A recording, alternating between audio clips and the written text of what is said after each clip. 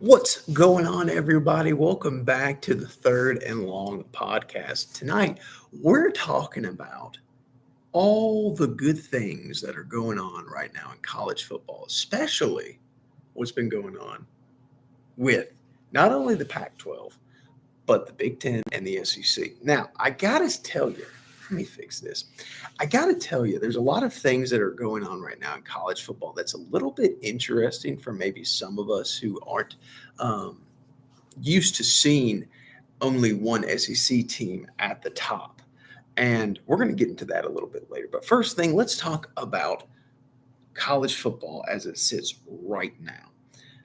As we all know, I have not been able to post a video recently. I've been going through a lot of things, not personal, just been a little bit busy, you know what I mean? So the video has been a little bit delayed when it comes to uploading, but we're bringing it back. So here we go. A lot of things happening in college football. And the thing that's happening most, and I think one thing that is truly shocking is the teams that are at the top, top 10 teams are kind of staying there. They're staying up at the top there. And normally, we're used to seeing a massive upset, and we almost got one. And if you know what I'm talking about Texas versus Kansas State. Texas and Kansas State was, at first glance, it was a game that I expected was going to be dominated by Kansas State, especially because Texas lost their starting quarterback this past week in Quinn Ewers. Now, as a whole, Texas has an outstanding defensive line. I mean, outstanding. Texas has one of the best defensive lines in the country, and that's just a fact. Texas has the innate ability to stay out on defense when they have a lot of preparedness and they have a lot of rest time in between snaps. Now, what does that mean? If Texas's defense is on the field all game, they're going to get tired. It's almost the same thing that happened with Duke when they played Florida State. Duke's defense was really, really good up until the fourth quarter, especially when Riley Leonard went down, because after that, the defense stayed on the field the whole game. It was rough. I mean, they could only do but so much, and they were doing fantastic. I mean, a great job against Florida State. And Florida State's offensive line is good. Don't make no mistake about that. But if you constantly play defense the whole game, it's going to wear your defense down eventually, and they're going to find cracks in your impenetrable fortress, so you want to call it. So to start out the game, Texas goes up at half 17-0. Now, it was surprising to me because I was wondering, where's this Kansas offense that has been out here? Where's this Kansas team that shut out two teams, that just shut out a team last week, 41-0. And the week before that, they held TCU to 3 points. 3 points. And TCU is not that bad of a team. Now, they're not what they were last year, but TCU is still not a bad team. They were able in 2 games to hold their opponents to 3 points in 2 games.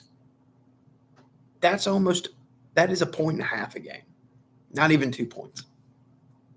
But now, here they found themselves down at a hole, 17-0 going into the half. Now, Kansas State did rally, and they came back. The second half was all Kansas State. It really was. Kansas State was answering back to back to back. They were able to get some good key stops on defense, especially in that fourth quarter, and they were able to make a final drive to kick the game-tying field goal to force overtime. Now, Texas got the ball first. Kansas State was able to stop them, and Texas kicked a field goal. Texas is now up 33-0. 33-30. And the problem is that Kansas had the opportunity to win that game. And their coach, who I respect, he's a great, great coach. I love Kansas State's head coach. He is fantastic. He decided to go with the mantra of you're away, You're in overtime, you got to go for the game-winning shot. So they line up on fourth down. He gets pressured and sacked, and it cost them the game. Do I disagree with that call? In that situation, yes. And here's why.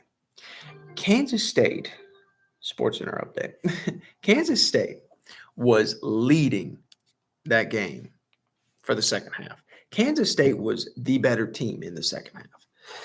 Do I agree with the boldness of the call? Yes. But do I agree with the actual play being called to go for it on fourth down? No. If it was me, I would have kicked the field goal and then just wait it out and just keep going. Hell, if it goes into a 2, 3, 4, 5 overtimes, I still think that Kansas State would have won that game. I just think so. That's just my opinion. I truly think so. I think that Kansas State was that good on that day. But an upset didn't happen, and Texas is now in front. It's okay. It happens. It happens to the best teams at times. Whatever. Now, moving on to another exciting game, right? Oklahoma versus Oklahoma State. Now, Oklahoma going into this game, I believe, was ranked number 9th in the nation. They were trying to still get a college football berth. And the cool thing about this game was, try and fix this. The thing about this game was there was a lot riding on it, which was possibly the Pac-12 championship. This was a game that was going to decide who went into, not the Pac-12, good Lord, the Big Ten championship game. Now, a lot was riding on it, and Oklahoma State prevailed. Oklahoma State beat one of the best teams in the country. Oklahoma State went into this game 22 in the nation, had a record of 7-2, and Oklahoma came into this game 7-2. Now, 7-1. I don't know why I said that. Now, the key thing here, check out this stat here. Dylan Gabriel threw for 26 of 37, 344 yards, 1 touchdown, 1 interception. Bowman for Oklahoma State threw 28 of 42 for 334 yards, 10 yards difference. So there's not really that difference there. But check this out. The running back difference, it may not sound like a lot, but it is. Oklahoma only ran the ball 13 times. They only let the running back run it 13 times. And he had 111 yards from 13 carries. Oklahoma State ran the ball 33 times, 138 yards for 2 touchdowns. Now, if you ask me what I think Oklahoma should have done, they should have let him run the ball more. If Oklahoma, the way their offensive line is, it's a good offensive line. It's one of the best, if not the best, in the Big Ten. And that's not saying anything lightly. Texas has a great offensive line. And the thing about it is that Oklahoma had every chance to win this game. They did.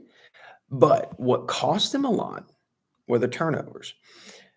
They turned the ball over 3 times. Oklahoma State only did it 1 time. And the time of possession really killed Oklahoma as well. Oklahoma only had the ball for 22 minutes. Oklahoma State had it for 38 minutes. That's surprising. Now, granted, does that mean just because you have less time possession that you lost that game? Not necessarily. I mean, Oregon could score in 2 plays and it take 30 seconds, and they do that every single play. But the other team could have the ball for 3-4 minutes at a time and not score. You know what I mean? It just kind of depends.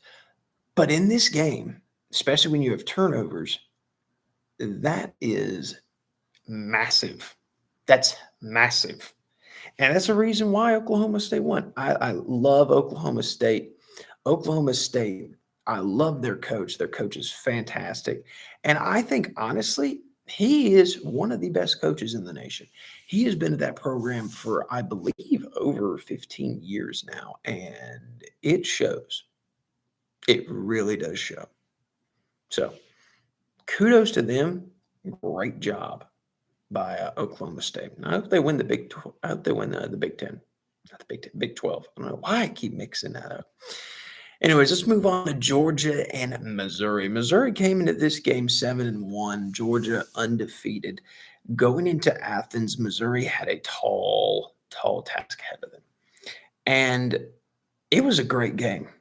It was a fantastic SEC game, classic SEC game. One of those SEC games that you absolutely wanted to watch. And trust me, I was watching it the whole time. It was fantastic. It was such a great game. So if we look at the stats here, a little bit of a statty stat, comparing the quarterbacks, Brendan Cook for Missouri threw 14 of 30. So he was a little bit under 50%.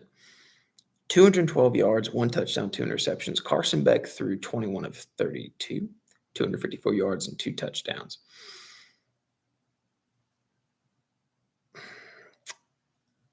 The thing that killed Missouri in this game, the reason why they lost 9 points, they lost 30-21, was because of turnovers.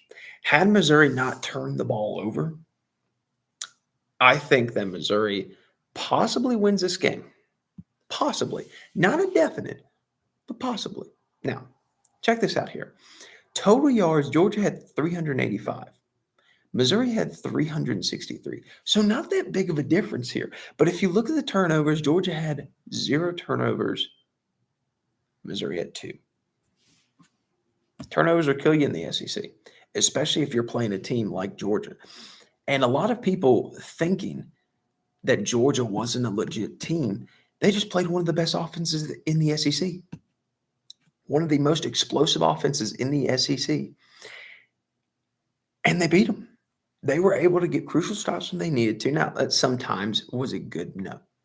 Georgia still has a lot of things to work on the defensive side of the ball. They're not the same team that they were last year, but that's okay.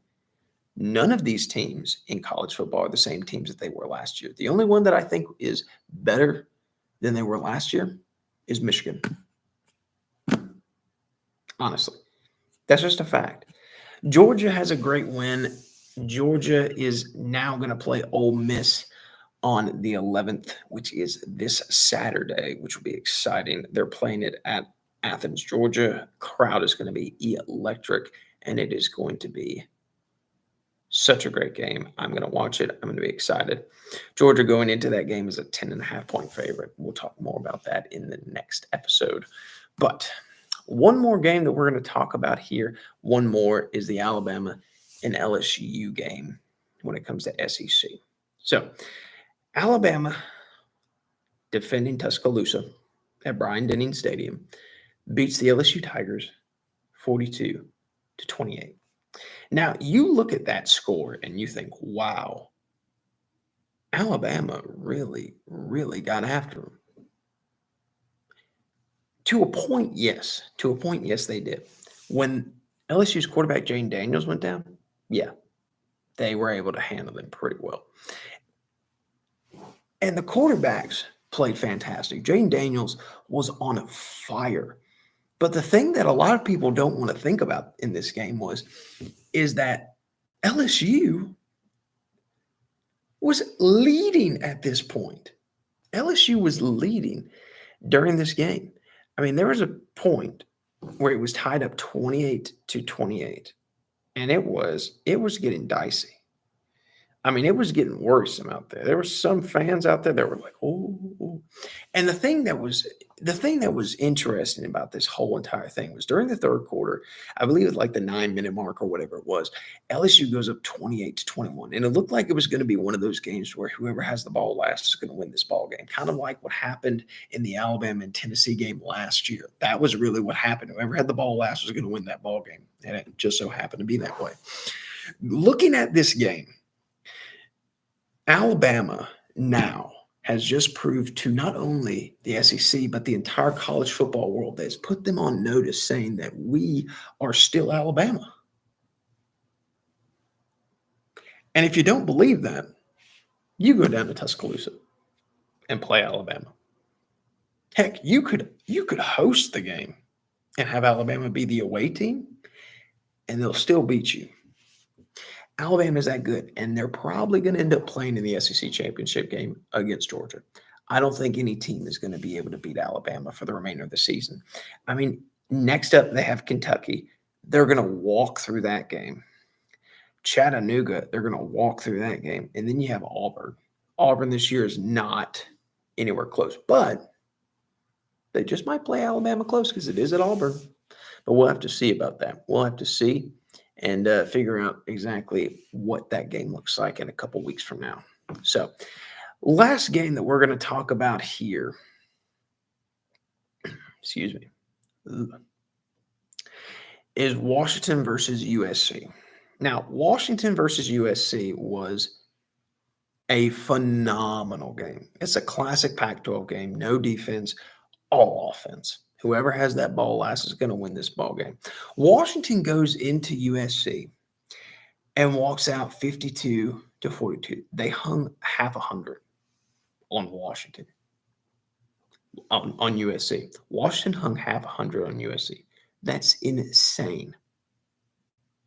That's crazy. This just goes to show USC was not a team that was even going to come close to playing for the national championship this year because they have no defense. I'm gonna read you a stat that's going to shock you. Johnson, the running back for Washington, had one career 100-yard rushing game his whole career. 100 yards. In this game, he had 26 carries for 256 yards and 4 touchdowns. So he doubled his career PR when it comes to rushing in a single game. That's insane. USC has a lot of problems that they need to work on. And Lincoln Riley, he just fired his defensive coordinator. Do I think that it's the defensive coordinator's fault? No, I don't think so. He's a fantastic coach. I think, honestly, it's the position coaches on defense. I don't think that it is his fault. Like, you can't put the blame on USC's defensive coordinator. You just can't. It has to be a positional problem as well. The linebackers coach, the outside linebackers coach, the safeties, the cornerbacks coach, all of these things, they are factors. And I mean, you can't put the blame all on them, because if you do, then you're just doing yourself a disservice. You know what I mean? You're not taking into account what exactly is going on in the game, because all you're thinking about is, oh, the defense is terrible, so it has to be the defensive coordinator's fault. So that's who I'm going to blame. But are you looking at the positions? USC's defensive line could not they just couldn't sack them. They legitimately could not sack. They couldn't get him. They could not get him, period. Michael Penix Jr. was able to throw the ball all day. I think he had like a handful of pressures here and there, but that was it. USC's defense should be a dominant defense. They have great players in the portal. I mean, they had a lot of players that came in, but they didn't do anything. They didn't. Total offensive yards were 572 for Washington. USC had 515. There's no defense on the field. And it makes me beg the question, right? What is Washington going to do? Now, of course, they have in my mind, they have the number one offense in all of college football. They have the most high-powered offense. My question is, though, how is their defense going to fare when they play against a team that, one, has a good offense, But here's the kicker, has a great defense. What are they going to do? I have yet to see Washington play a good defensive game. I have yet to see it. The only game that I have them really playing a good defensive game was Boise State, Michigan State, and Arizona. But I'm not really going to count Arizona State. I'm just not. Other than that, I mean, look, they've had 32, 24, 33, 33, and 42 just this past week. How are they going to do when they play against Utah? Utah has a great defense. Utah has one of the best defenses in the Pac-12. It's Utah and it's Oregon. Those are the two teams that I truly think in the Pac-12 actually have a good defense. It's going to be interesting to see what Washington does. I will say Michael Penix Jr. is playing great, and I think that he is probably going to win the Heisman if he keeps playing like he's playing. No, you can't change my mind about it. You just can't. Can't do it. All right, let's get into the college football rankings. All right, let's get into this. Let's dive into this, and let's see what all the fuss is about.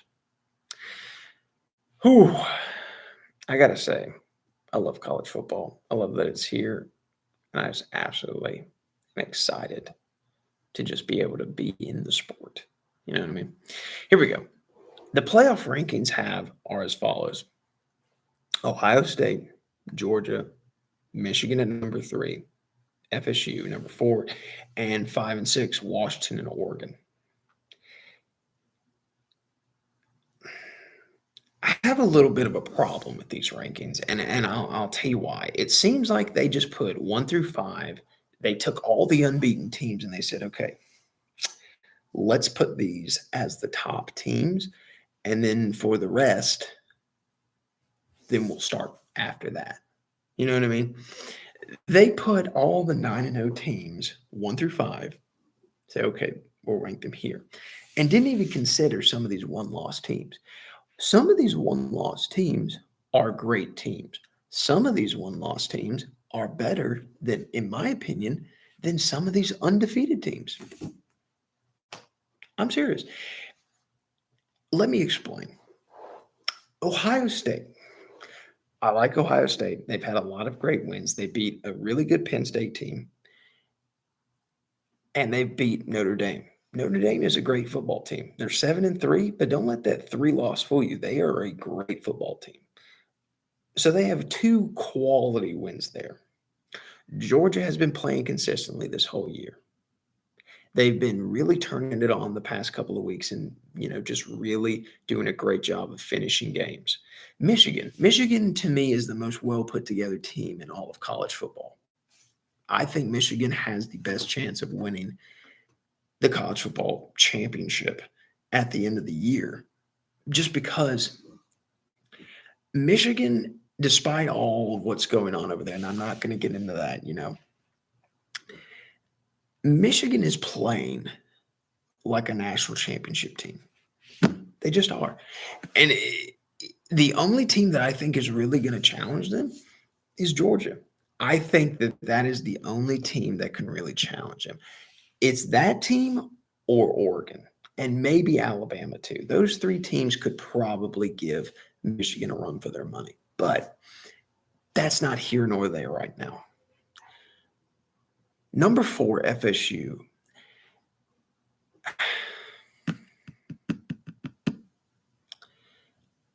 I would not put FSU at number 4. I wouldn't even put them at 5. I'd honestly put them at 6. And let me explain. Washington, even though they have no defense, their offense is prolific. I think that Washington is a better football team, just slightly, when it comes to FSU. If they were to play tomorrow, I think that the score would be maybe 42-45 Washington.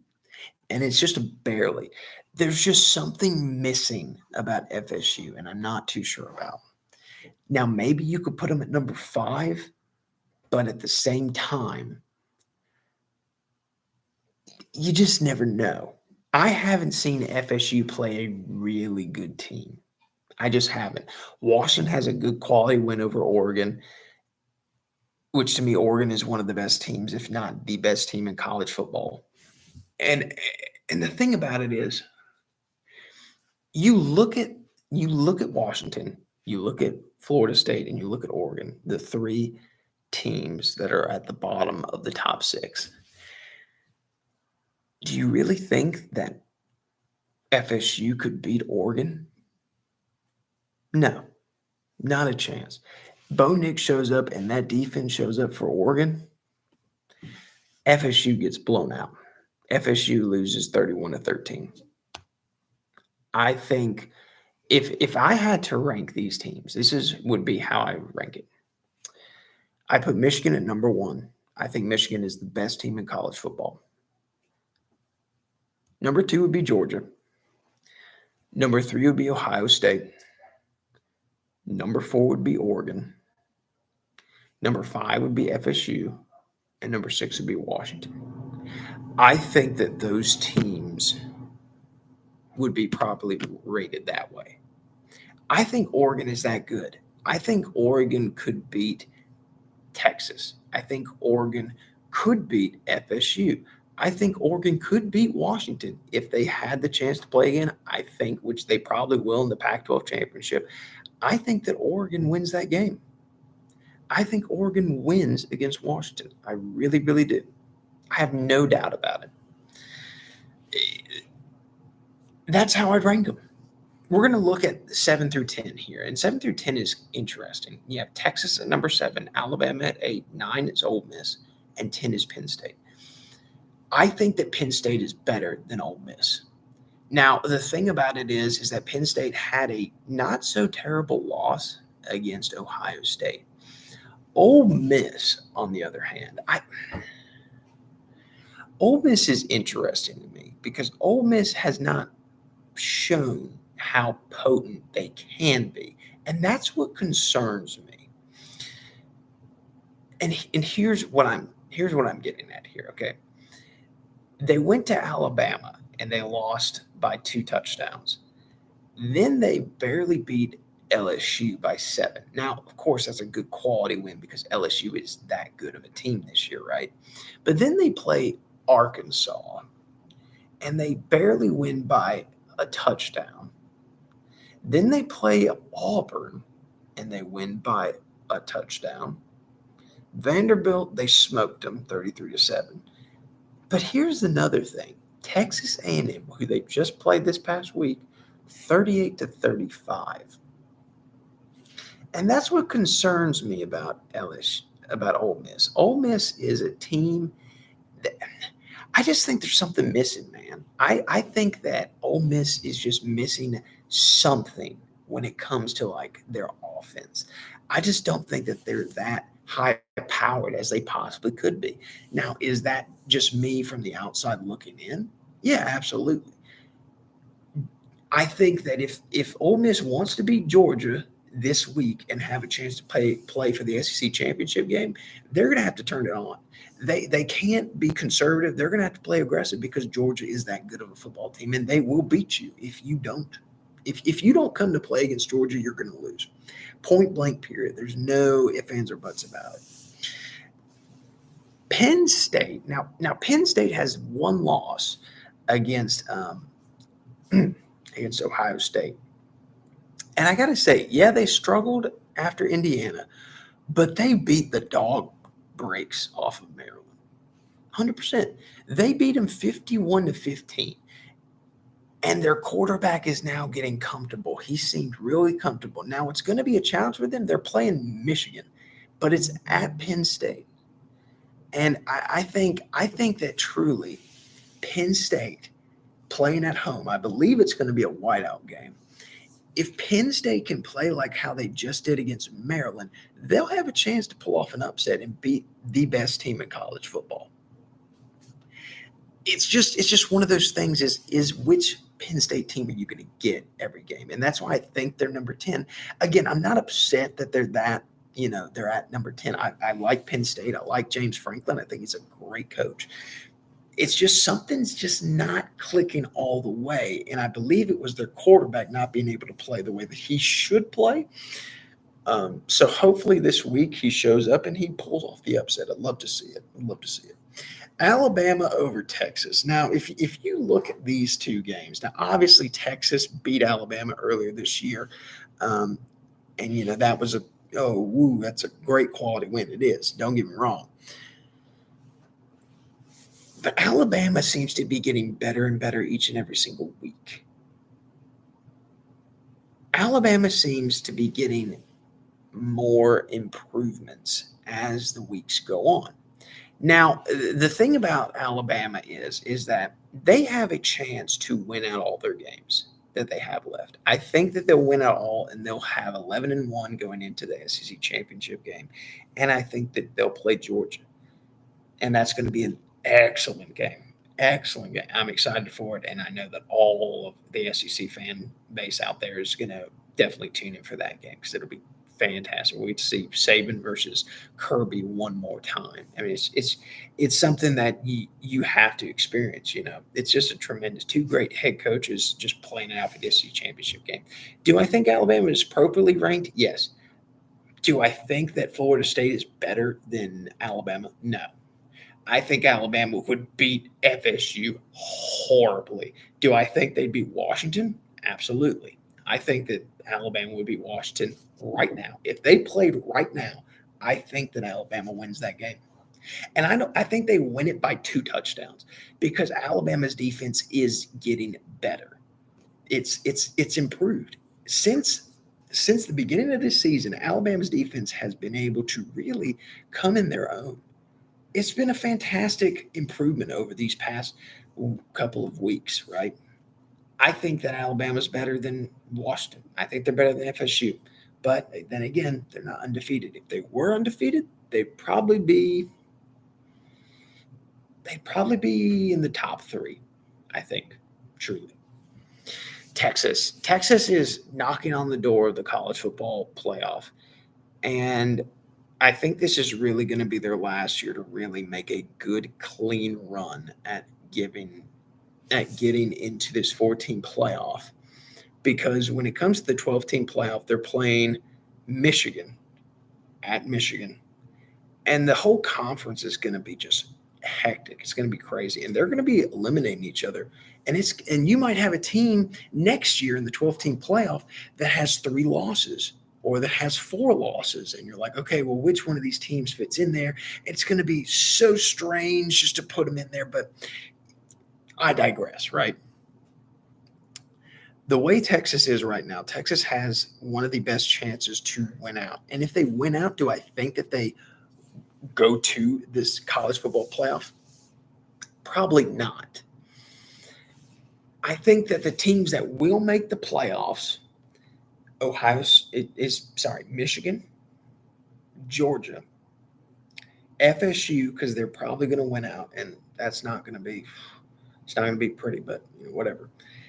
And I think also Oregon. I think that those 4 teams are going to play in the college football playoff. The reason why I say is because they might get beat by TCU. TCU, okay, of course, they're not as good as they were last year, right? They're 4-5, but they're playing at TCU. And if you look at it, right, TCU's quarterback has been fantastic. He's 131 of 199, over 1,500 yards, 12 touchdowns, 5 interceptions. He's a good quarterback, and their running back is almost at 1,000 yards, 4 touchdowns, 165 carries. So TCU is a good, solid team. They are. TCU is a great team. Now, of course, they've lost a couple of games here and there, but that doesn't mean that TCU isn't good. I think it's going to be a real struggle for Texas to go in there and just beat the barn doors off of TCU. I think TCU gives them a fight, and I think that it's going to be a great game. But if Texas wins out, I still don't think they have enough of a resume in order to get a slot in the college football playoffs, unless a lot of things happen. For example, in the Big Ten, right, you have a possibility to where Ohio State loses to Michigan and Michigan loses to Penn State this upcoming weekend. And if that happens, oh God, it's going to be chaotic. Because then you have to look at, okay, well, who's going to play in the Big Ten championship? Because who probably wins in the Big Ten championship is going to play in the college football playoff. And you could have the possibility to where, oh, now we have to look at all the non-conference games. We have to look at, well, first, who won the most games in the conference, and then it's going to be equally tied because they all would have lost one game. And then you have to think about, okay, well, now let's look at non-conference games and look at the non-conference teams' records, and then we'll see which team was the best. And then that's going to be just turmoil because then you're going to have a lot of oh, well, this team wasn't as good as this team, but they have more wins. So I mean, there you go. It's going to be chaotic if that happens. Do I think that Penn State beats Michigan? No, I think that Michigan, squeaks out a win. It might be by a touchdown. It might be by 3. You just never know. I think Michigan might turn it on this weekend, but it's going to be interesting to see. Do I think that Ohio State makes the college football playoff? I don't think so. The reason why I say that is because Michigan has to play Ohio State. Michigan is going to play Ohio State at the end of the year on the 25th of November. Now, the important thing to keep in mind here, Ohio State loses to Michigan because they're playing at Michigan. Now, the thing that you have to also consider is this. If Ohio State loses to Michigan and then they play them again for the Big Ten championship game. We're already saying that Michigan is undefeated right now, and Penn State has 2 losses, so it's Michigan and Ohio State playing again. I don't think that Michigan will lose to Ohio State. I just don't. I think that Ohio State loses twice to Michigan in that scenario, and I think for good reason. It's one of those games to where I truly, truly think that Michigan is going to win the Big Ten championship game, and that's going to be the lock for the Big Ten to get into the college football playoff. So that would put Michigan at number 1. Georgia would be number 2. Oregon gets in there at number 3 because they'll have a good quality win over Washington. And then FSU sneaks in there at 4. And that's just my opinion. Now you can obviously debate me in the comments if you want to, but that's going to be all the time we got. It's a lot of good college football happening this weekend, and we are all excited for it. So tune in for the results of Week 10, and we will see you in the next video. Take care. God bless.